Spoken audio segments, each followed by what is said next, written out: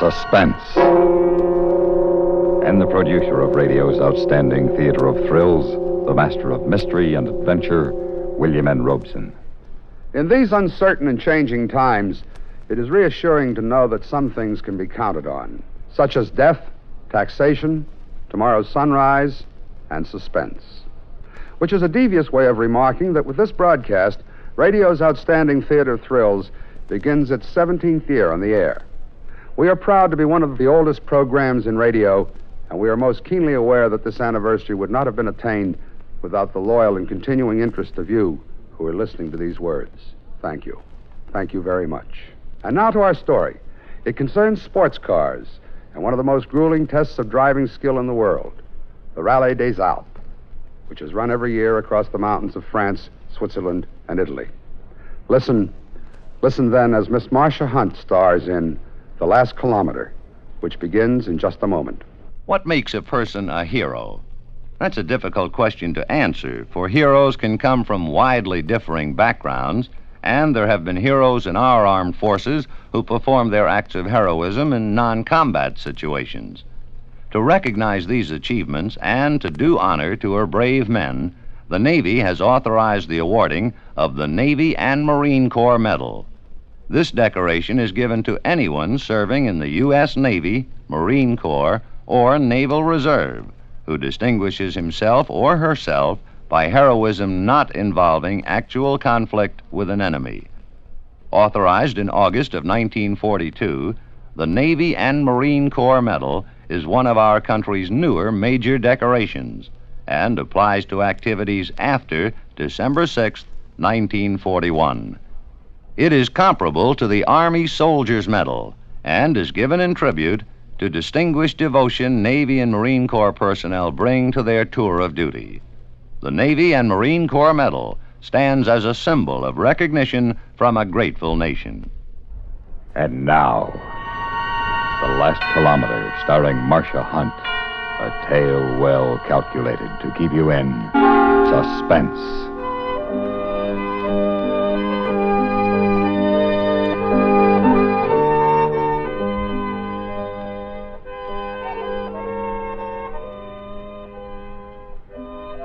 The party was nice. The champagne was lovely. Renee's family was sweet. But something was wrong. There was a mysterious, curiosity in the way people would look at me and then look away. Especially his younger sister, Marie. I began to wonder if my lipstick was on crooked or my slip was showing. Marie? Oui, mademoiselle? What's wrong with me? Do I look all right? Ah, but mademoiselle, you are beautiful.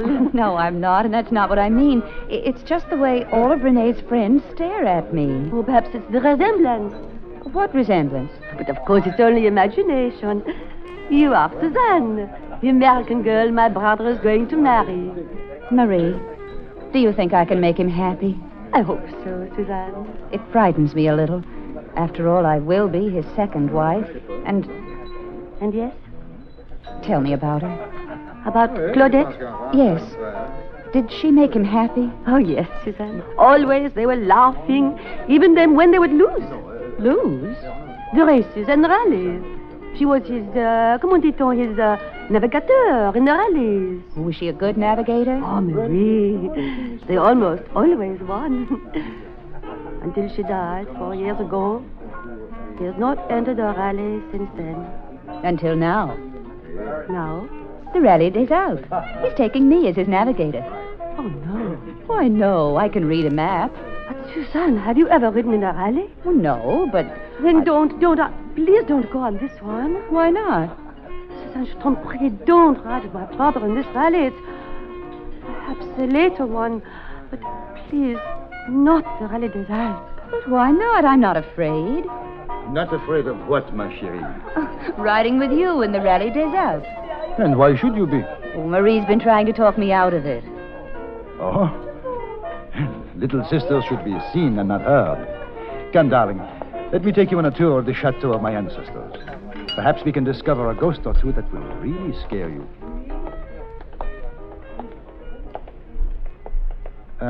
What was Marie saying about the Rallye des Alpes? Nothing, except she begged me not to go. She begged you. And of what else did you speak? I asked her about your first wife. And what did my little sister say about Claudette? Only that you were very much in love. How did she die, Renee? In an accident. Eh bien, now, this is my room since I was a little boy. What sort of an accident did Claudette die in, Renee? Susan, I do not care to discuss it. Do you still love her? She is dead. I love you. Now, I shall show you the gardens. I say, Renee. Eh? Oh, Johnny! This idiot of a Ducray is trying to tell me that Madeira won the Class D trophy at Sebring in '54. Madero? Ah. Oh, no. Il s'est trompé. Madero wasn't even driving in Class D. Pardon, ma chérie, I must settle an argument. I shall be right back. I wandered into the high-ceilinged room Renee had lived in since he was a child. And for some strange reason, I thought of a tiny apartment back in Fresno, California. An apartment that would have fitted into this room with space to spare. The apartment Jimmy North and I had almost taken before we quarreled and decided that we weren't in love after all. And I thought how everything works out for the best. If I hadn't broken with Jimmy, I would never have run away to France and met Renee and fallen in love, really and truly in love. Then I saw it. On a gilded Louis XV commode stood my picture. But I couldn't remember giving Renee a picture, and I couldn't remember having had this one taken. And then I knew. It wasn't me. It wasn't me at all. On the bottom was written, "À mon très cher mari, Claudette." To my dearest husband, from Claudette. It was like looking into a mirror. The laughing face in the photograph was mine, almost exactly. My hands felt suddenly clammy and wet, and I wondered why Marie had warned me about the Rallye des Alpes. And I wondered what kind of an accident Claudette had died in.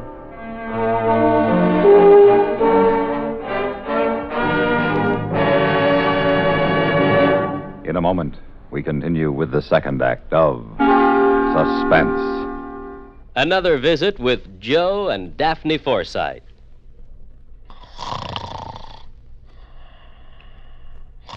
Joe. Joe. Joe. Yeah, I'm up. Now forget breakfast, I'll shave at work. Joe, it's not time to go to work. Then why'd you wake me up? You were snoring. How about that? You were snoring loud. Oh, really? I just wanted to quiet you. I thought I was quiet. You sounded like a buzzsaw going through a pine knot. Pretty good. I wish I could be with you at 2:30 in the morning. You can go back to sleep now. Oh, gee, thanks. You can get a good night's sleep, too. Our savings bonds will protect us. Huh? They protect us. The money we invest is used to protect our country and its freedoms. Why, all around us we can see the safeguards that our bonds have paid for. How about that? So you see, when you buy that savings bond with every paycheck, you're really investing in a secure night's sleep. Not in this house, I'm not. What? Good night, Daphne. Good night, Joe. And now, starring Miss Marcia Hunt, Act 2 of The Last Kilometer.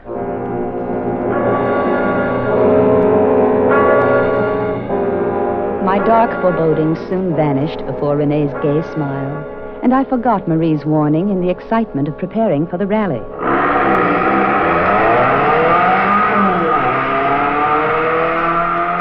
At last, on a bright, clear morning, we were in the Parc Fermé in Marseille, from which, one by one, a minute apart, the cars roared off on one of Europe's most difficult tests of driving skill. As Rene pulled his Alfa Romeo up to the starting gate, I thought he was the most handsome man I had ever seen, his dark eyes flashing with excitement.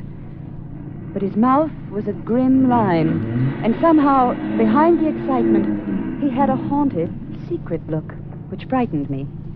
Ah, René Béranger, you honor us again. It has been 2-3 years. 4, mon vieux, 4. We try once more. I go now to get our number. The starter began walking around our car, making the safety inspection the rules required.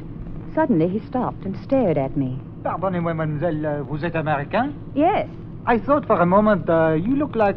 Ah, it's no matter. I look like his first wife? Oui, mademoiselle. Very much. Very, very much. Our number, ma chérie, 107. It is the one I have asked for. You will place it in the windscreen, no? A lucky number? Lucky? Perhaps. Prêt, Monsieur Béranger? Oui, tout à fait prêt. Bien. 10. Faites attention, chérie, the count begins. Renee, there's something I must know. Tais-toi. Renee, you must tell me. Did you ever take Claudette on this rally? Silence. Renee, answer my question. Partez. Allons-y. Bonne chance.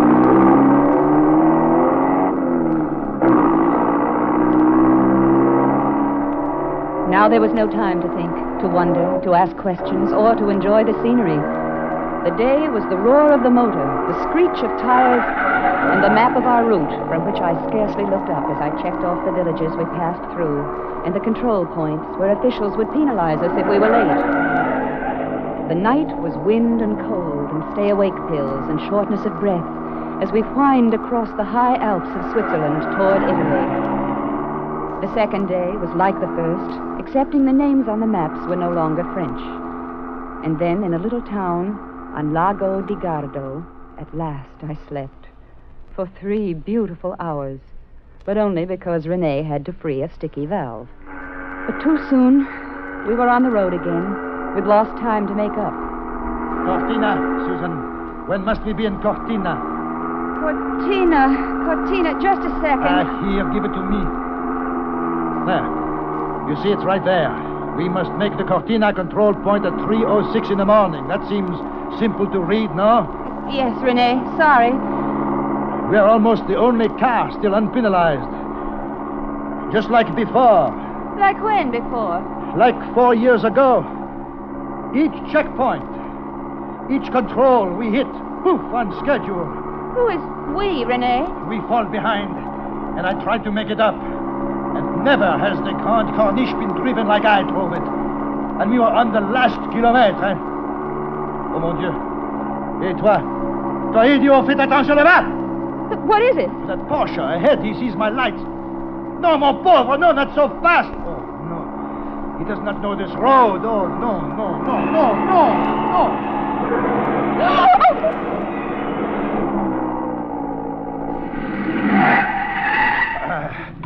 Stay here, Susan. No, I'll go too. Stay and stop at the next car. Send him back for an ambulance. I stayed and flagged down the next speeding car. And finally, an ambulance came. They struggled up the cliff with 2 sheeted forms on litters.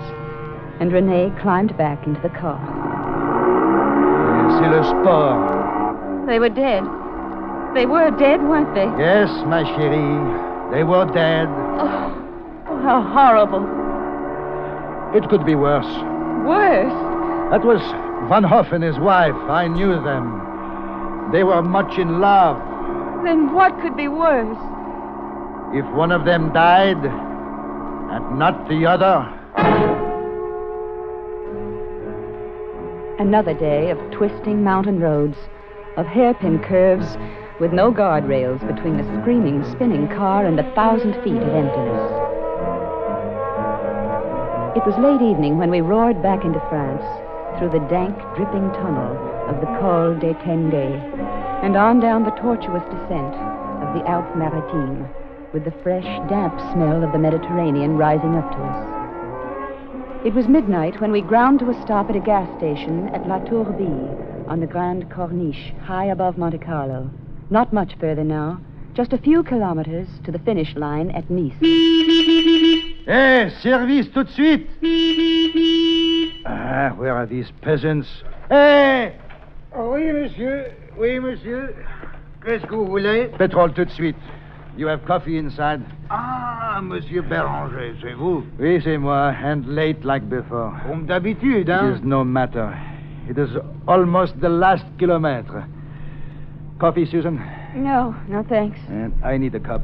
I looked at the man I was going to marry. He was smiling secretively. I thought of Jimmy North back home, with his frank, open face, and I realized I didn't know this man at all. Renee, wait, I want to talk to you. I must have coffee. You would not want me to sleep at the wheel? Not on the last kilometre. There is a curve there. It is called La Courbe de Mort. You would not want me to go to sleep there. La Courbe de Mort. The curve of death. I shivered. Then I looked at the attendant. He was staring at me wide-eyed. What is wrong, monsieur? Oh, je m'excuse, madame, but you look like... I know. Like Madame Béranger. You knew her? Oh, I saw her once. C'est incroyable. You are the same. But it must not happen again. Happen? What? Mademoiselle, you must go no further on this rally. You must remain here. But why? It's only a few kilometers to the finish. Mademoiselle, écoutez, listen. 4 years ago, this man, this René Béranger, he has to stop here for petrol. The Rallye des Alpes in 1954. Huh? He has his wife with him. She is you, like you were the same girl. The same. Huh? They are behind. The road is wet. I warn them, but they go over the side on La Courbe de Mort. He lives, but she is killed. So that was the accident. Oui, mademoiselle. For years, we do not see Monsieur Béranger. Then, 6 weeks ago, he comes back again to La Courbe de Mort. He parks on the road, and he looks down, and he laughs. He says he will be back, and this time he will die with his... 6 weeks ago? It was just 6 weeks ago I met René at the casino in Nice. Don't you see? To him, you are his Claudette again. No, it's too fantastic. What is so fantastic, ma chérie? He says Claudette was with you before, that she was killed on this road. How much, old man? Oh, mademoiselle, you must not go, I beg you. How much? The pétrole, combien? 2900 francs, monsieur. Eh bien... Voilà. Keep the difference. Now, allons-y. No, René. What? I'm not going any further. Hey, what are you saying? To have come so far and missed the finish? No, René. No, you know the route well. Now, you can drive the rest of the way yourself. That is enough. Quite enough. You will ride with me to the end. No, René. No. Please. Please. Stop that sniveling. Get down to business. How much further? How many kilometers from La Tourbe to Nice? What time must we cross the finish line? The map was a blur. Then it came sharply into focus, and I saw something I hadn't noticed before. There was no time written on the map for the finish. And the red crayon stopped short of Nice. Stopped just 1 kilometer from La Tourbe, the last kilometer. La Tourbe to Nice. How far? I ask how far? It looks like 18 kilometers. Merci. Merci, Claudette.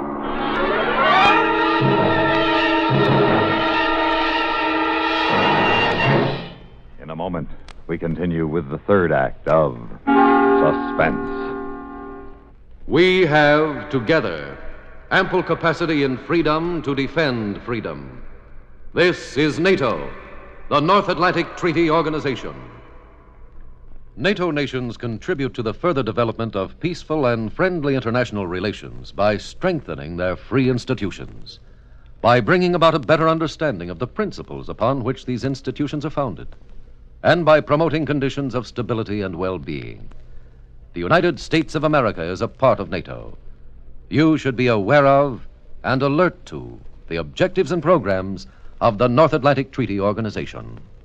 And now, starring Miss Marcia Hunt, Act 3 of The Last Kilometer. Oh, René, please. It is like before, no? The rain and the darkness. Oh, remember this curve here, this monster? Oh. René, how can I remember? I wasn't here. And there it is at last, Claudette. There is the grandfather of them all, La Courbe de Mort. Remember, ma chérie?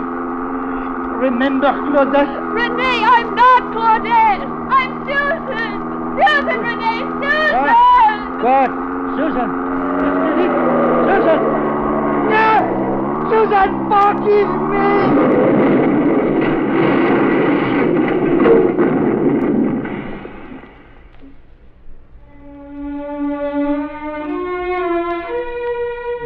man from the gas station found me, 100 yards from the car, wandering in a daze.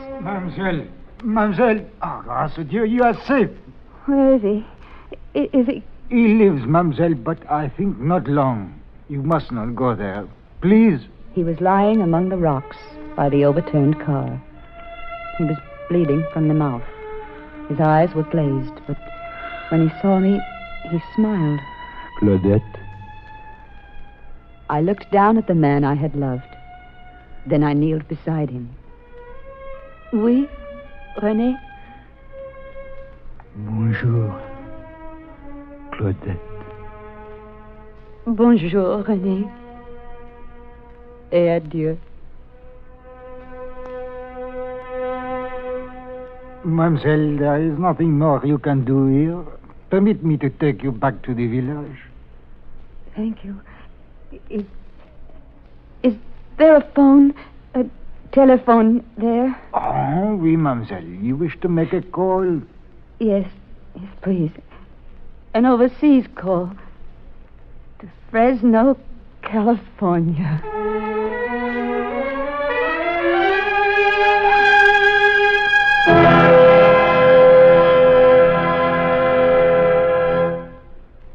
Suspense, in which Marcia Hunt starred in William N. Robeson's production of The Last Kilometer by Michael Frost.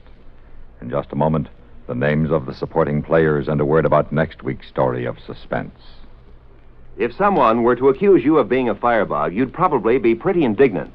But the fact is, you may be a firebug unless you're unusually careful. For example, how often do you ride along the highway in your car and thoughtlessly toss a lighted cigarette butt out the window? Most of the time, it may not do any damage, but you're taking the chance because a gust of wind may carry that butt into a clump of dry grass and start a disastrous brush or forest fire. So from now on, please use the ashtray inside the car. Of course, when you're out in the woods for a walk or a picnic, be especially careful with fire. Break all matches in two before throwing them away. Make sure that ashes from all smokes, cigarettes, cigars, and pipes are all the way out before you leave them. The same goes for campfires, which should be drowned and stirred not once but twice. Don't run the risk of losing acres of forest land so valuable for timber, water, and soil conservation and for recreation areas. Be careful with fire. Supporting Marcia Hunt in The Last Kilometer were Ann Hunter, John Daner, and Ben Wright. Listen. Listen again next week when we return with another tale well calculated to keep you in suspense.